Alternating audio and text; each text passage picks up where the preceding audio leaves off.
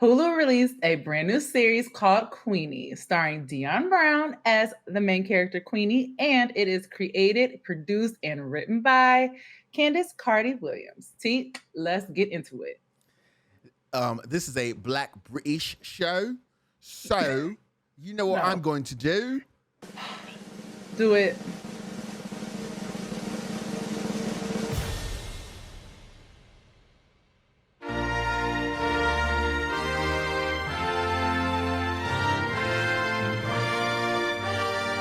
You know, anytime you hear that sound, we are talking and discussing Black British performers on the Ubiquitous Blacks Reviews platform.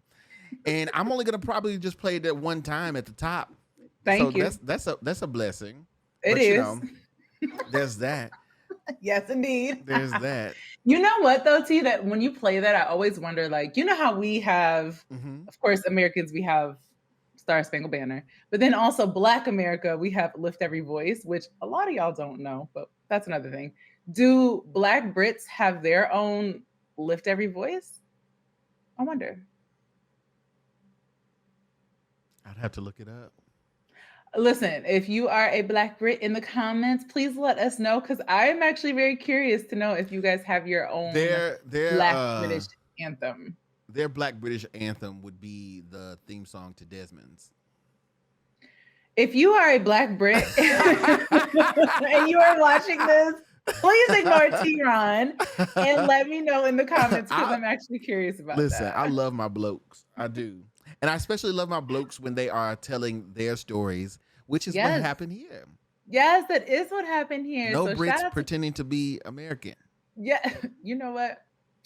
We're not doing that today. We are celebrating Black British stories and a Black British piece of work today. So we're talking about Queenie, which was recently released on Hulu. And I'm super excited to get into this one with you because I love to know your thoughts. Queenie was created by Candice Carty-Williams, who actually wrote a book that released, I believe, in 2019, that has now been adapted for a series, which is huge.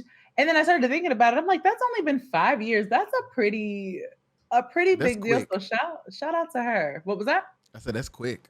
Yeah, quick. Like literally, I was like, dang, okay. And I was actually watching an interview with the creator, and she was saying that, like, now that this show is released and now that she's able to do press and talk about it, she was saying she feels like this has been like a 5-year labor of love and work of her life. And now she can kind of like release it and kind of like breathe easy. So I thought that was pretty cool. And I was like, wow, she's got a lot invested into this. And so I'm glad that she did. She's got her hands all over this. And I'm so glad because I'm excited. I saw the trailer and I thought, okay, this is something a little bit different. TeaRon is always saying we want to see Black Brits telling Black British stories, and we got it. So before I get into more about Queenie, just wanted to get your thoughts, T, initially from looking at the trailer. What were you feeling? What were you thinking when I said, let's watch Queenie? Let's watch the trailer real quick and then I'll tell you. Yes. Where you been? I ain't seen you for a long time. Because she's been with her boyfriend. You're not on my side, Tom. I can't always be on your side, Queenie, because I can't always be angry. What do you mean? I'm angry. Why are you banging on my door like Fez? Fez bring you snacks? Most people try to find themselves, but you always knew who you were. Oh. Sorry, what did she say your name was? My initial feeling about it was just, it was intriguing. I won't lie. I was like, okay, what is this about? You know, what I want to dive into this, right? It did catch my interest, to say the least. Good. Like I said, I've been trying to find Black British stories that are just that, because too often we are getting incredible performers who get their leg up by pretending to be American in a show. I'm just acting. Thank you. Acting like a Black American in a show. Yes. And to the point that they even come in and, tell our history stories, you know what I mean? Like play our historical figures. And so I'm a huge advocate of supporting the shows that give us their unique stories from their point of view. Yeah. And this is no exception to that. Yeah, absolutely. Absolutely. I agree with you. I was really excited about this one. Happy to see, Black British actors doing their thing and telling their stories. And that is exactly what happened. So, Queenie, if you don't know, is the story of what I like to call a quarter life crisis. It's really a coming of age story. It's about the character Queenie who makes steps toward healing in a new flat of her own. And she has some, Apartment. okay, apartment of her Just own. so y'all, She's got some difficult decisions to make about her future, who she wants in it, what's going on, the kind of life that she plans to have moving forward. So it's very much a quarter life crisis, coming of age story. I mean, we've seen these stories told several different times, but I think what's really cool about this is that the perspective is different, of course, because she's a Black British woman and she's of Jamaican descent. So that's an extra layer to the story, which I personally really appreciated because we're getting lots and lots of culture in this one. see, and that's what we like. We like That's that. what We we love like. that. we do. So the episode, I'm sorry. So the series is actually 8 episodes. 7 of those are really her downward spiral, but by the 8th, we're back up. We're coming back. That's a, we, are, we are on the up and that up. is a hell of a that's a hell of a Listen, sale. yeah, it is because she's going through so much and it's done in a way where it's realistic. Because sometimes, like a series will throw so much at you, and you're like, whoa, whoa, whoa. It's done in a way where it's like, it's over a period of time. It feels like it's like maybe 6 months, maybe a year. So it's done in a way that like it's possible that all these things could happen to her Yeah, within definitely. this time frame. Also, shout out to the creator and the executive producers. Shout out to y'all for making these episodes 30 minutes or less. We love to see it. Thank you so much for that. I appreciate that extra point. Especially Really. especially for me because I refuse to like pay for Hulu without ads. So I sit through all of it because y'all keep raising the prices. I said, I guess I'm gonna just have to watch these ads. And for me, when a show is concise, I appreciate it even more because I get so tired of Flo from Progressive and Jake from State Farm. Listen, do you hear me? And yes. Yes, it's so true. And like they show the same commercials over and over. It's like, okay. But anyway, yeah. So shout out to y'all for that. We appreciate you. We love to see it. More content like this, please. And thank you. But if you're interested in wanting to know kind of what the feel of Queenie is like, if you've ever seen Insecure, Issa Rae's hit show on HBO, it's very much in the vein of that. So it's very much about this woman. It's told from her perspective. Queenie is a character who you love her at some moments, you want to slap her at other moments. What made you want to slap Queen? Like, there were several things that made me want to slap Queenie. Such as, let's see. There were moments where I felt like Queenie didn't speak up for herself when she could have and should have. But we see her do that along the way. We see her kind of get more into the space of like standing up for herself. There are moments where Queenie is making horrible decisions and you're like, girl, why are you doing this? I don't want to spoil it, but some of her rendezvous, some of her sexploitations were really unnecessary and ridiculous. And it's like, girl, we got to do better. But what I appreciate about Queenie is that she did do better. Along the way, she learned, and she went through what she needed to go through to make her better. And I think what's beautiful about the Queenie character is that you do love and hate her at the same time. But you root for her every single time. I want to slap her, but I was rooting for her. She's a likable character that we wanted to see her win. Very much in the way of Issa's character in Insecure. So, what would you say was because you already said why you wanted to smack her? What are the most likable things about the character? Would you say? Yeah, I love that she was quirky. She was kind of like, she wasn't a trope. She wasn't like a hard Black girl. We've seen that. She wasn't the sassy Black character. We've seen that. She just was like a regular girl. She was just who she was. I also really appreciated that she was good at her work. And her job, she was a social media manager. So she worked for I believe a newspaper company or something like that, some type of journalism organization. And she was good at her work and she knew that she was good at it. So I appreciated that about her. Also, I think I'm gonna keep it a buck.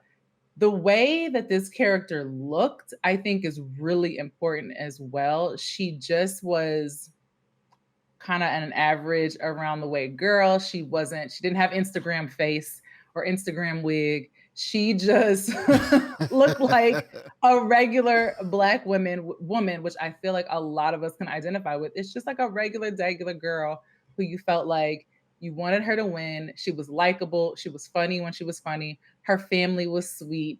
She just was cool. I liked Queenie, but Queenie was making bad decisions, and I wanted to like shake her. Like, Queenie, stop doing that, girl. I mean, that's like the fun of the show, or that's what gets you through 8 episodes is like the spiraling and the ups and downs. Yes.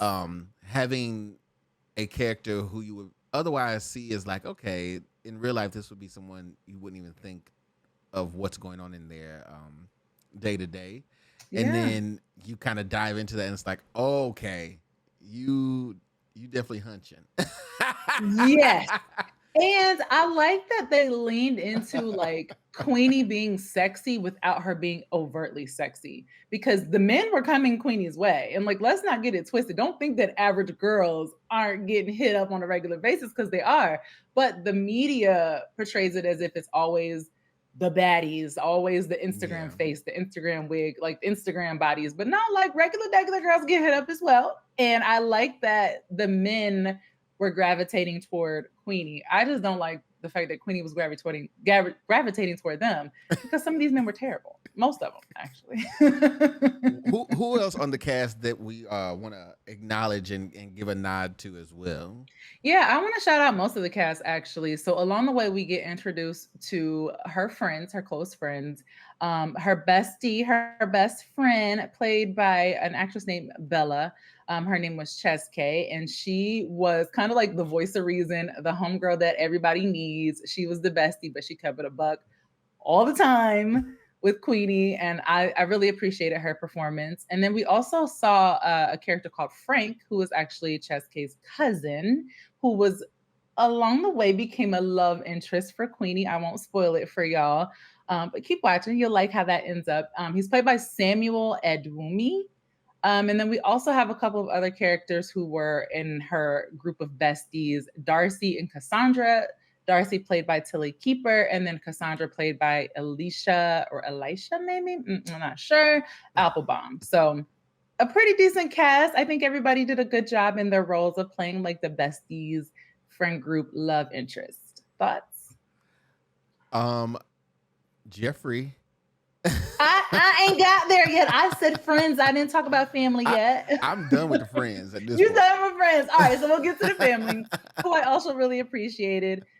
Jamaican family, very strong in their Jamaicanness. I love that. Like, so many pieces of it, from the way that they spoke to the way that they were cooking, the music that they were playing. So shout out to y'all for that. I hope the Jamaicans were happy. Jamaican Brits were happy with this portrayal. But we had Granny, played by Luella. We had Grandpa, who was played by Joseph Marcel, aka Jeffrey. Who always gonna be Jeffrey. Always gonna be Jeffrey. You know, it's funny. I was watching this with someone and they said, "That's Jeffrey." And I said, "Hold on. That ain't Jeffrey. All Black people don't look alike." And then I kept watching. I said, "Oh, it's Jeffrey." Shout out to Jeffrey. Shout out to Jeffrey. First of all, let's not say Jeffrey. You did. You already did. My bad. Mm-hmm. But he always played British. But he's British. Exactly. That's what I'm saying. He's always. Oh, that's what you mean. Okay. He's always played that.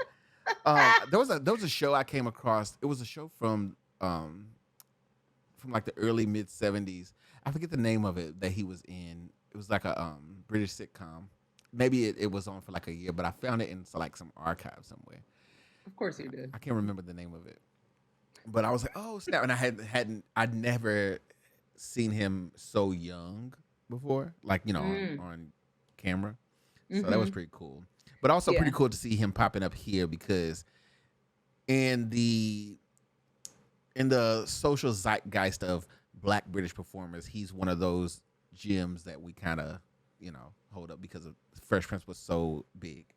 Iconic. Huge. Agreed. I was happy to see him. And also, like, Jeffrey was old to me in Fresh Prince, but like he looked the same now. Like, I mean, obviously he's aged a little bit, but he really looked the same. Really looked the same. So I was like, oh, Jeffrey, I love The funny thing is, in the show, he was probably like around our age. He wasn't. No, don't you tell that lie. Don't you tell that lie on this here show, TeaRon. I will turn this mic off and quit.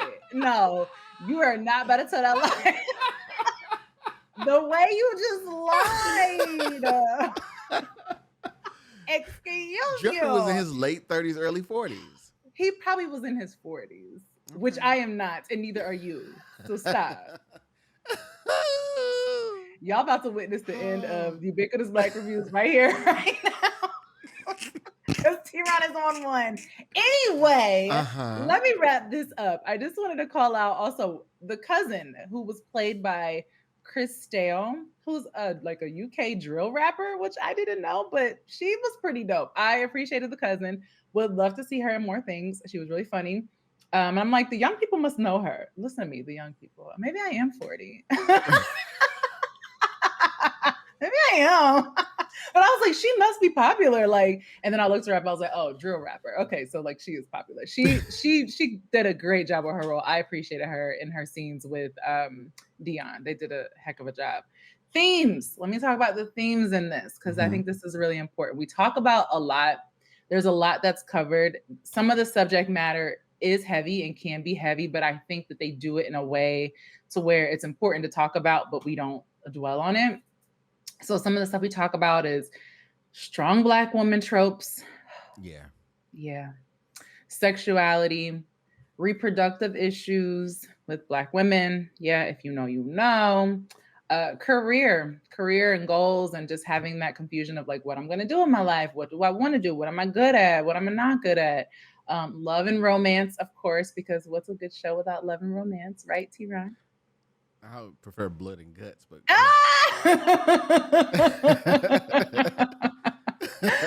oh God. We also have themes of like trauma, generational trauma, dealing with childhood trauma. So we talk about that.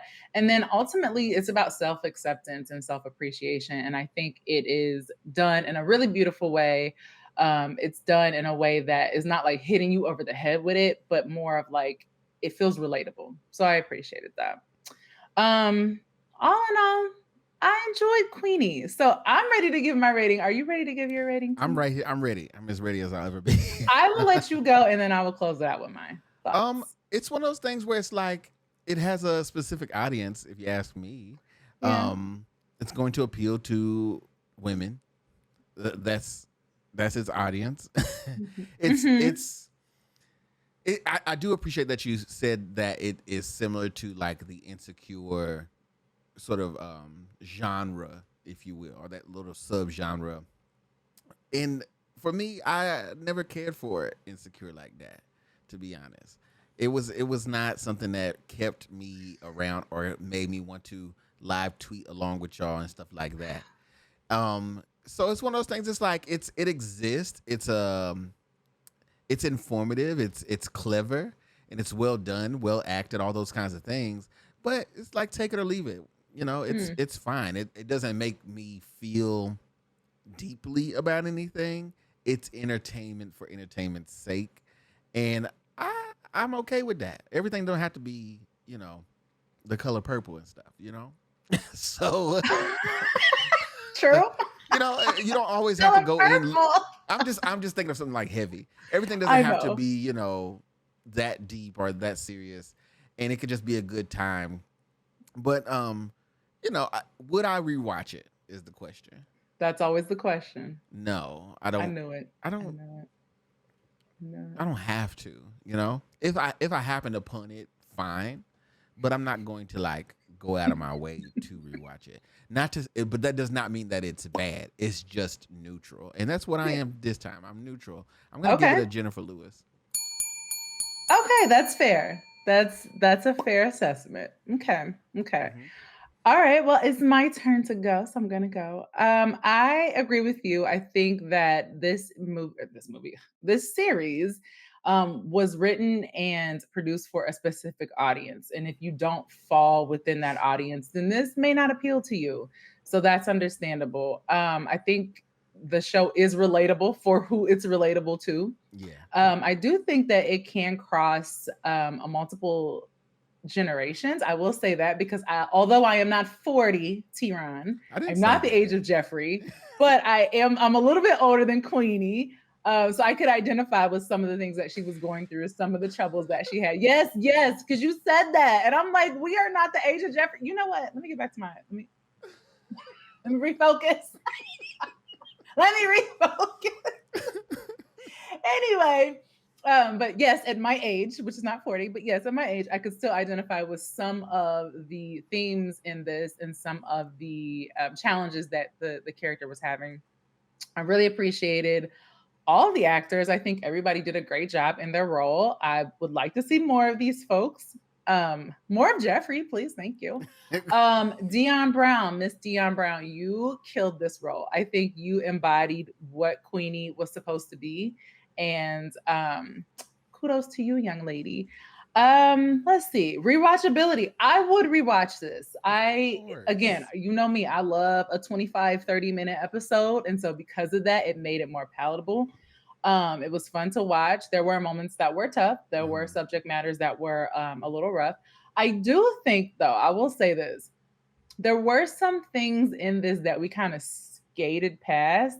For example, the Queenie character has a lot of sex with men who are not Black. And I don't think we really explored that. We kind of glossed over that. And so I would love to hear other people's comments or thoughts about that. Like, do y'all feel like we glossed over the fact that she was having a lot of sex with white men and not really Black men? And then like the one Black man who was interested, she kind of was like playing him to the left. Like, do y'all feel like we should have gone deeper into that? Or do you think it was just, or is that just like something that happens and it is what it is? I don't know. For me, I was like, I feel like we should touch on that more, but we didn't. So for me, that was a little bit of a miss, but everything else, I felt like we did a good job of hitting on and touching on. So for me, I also am going to go ahead and give this a Jennifer Lewis.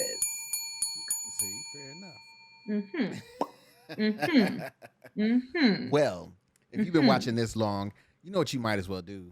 You might as well hit that like button. You should have already hit it when you first started watching. Honestly, go ahead and don't wait. Go ahead and press it.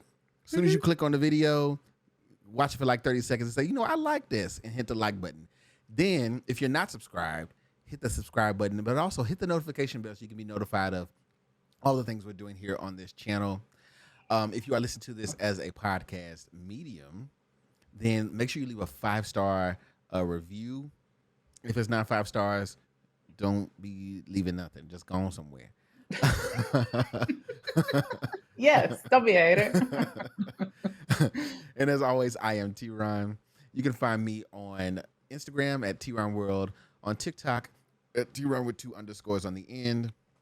And you can find Ubiquitous Blacks all over the social medias at Ubiquitous Blacks. You can also email us recommendations, considerations, jubilations. Hey. And monetizations. Come on. You can support. You Yes. can support us. There's a button on the YouTube channel that is a super thanks. You can press that and donate to the program. If you're listening to this as a podcast, there's a link that says support this show. Click that. It'll take you to a place where you can actually support us. And any money that you donate to us will go to the cause of making this platform even bigger and better. So we appreciate all the views, all the loves, all the likes. Tiera, where can they find you? Yes, you can find me on my website. It is TieraTakes, TieraTakes.com, and all of my socials and everything is listed there. You can also find me right here on YouTube. If you are watching us there, you might as well just go ahead and type it in, TieraTakes. Holla at me on my channel. I am doing travel content, so come by, say hello, get my takes on all things travel. I'd love to have you. And as I always do, I'm going to echo TeaRon. Please send us your suggestions, your recommendations of things that we should be reviewing. What should we be watching? And, you know, correspond with us in the comments. I would love to hear from y'all. I really want to know what y'all think about what we are saying. If you agree, if you would disagree, come on, let's talk. Let's chat in the comments. Listen, we welcome it. Just don't come with no bull. Don't do that. It's all love over here. We can have healthy discourse. Well, until we chat again, until we chat again. Do you want to close us out with the anthem? Please don't. I'm just kidding. Oh, yeah, absolutely. No, I was kidding. So since just kidding. And as a nod to our Black British performers who did a Black British show, we will leave you with this.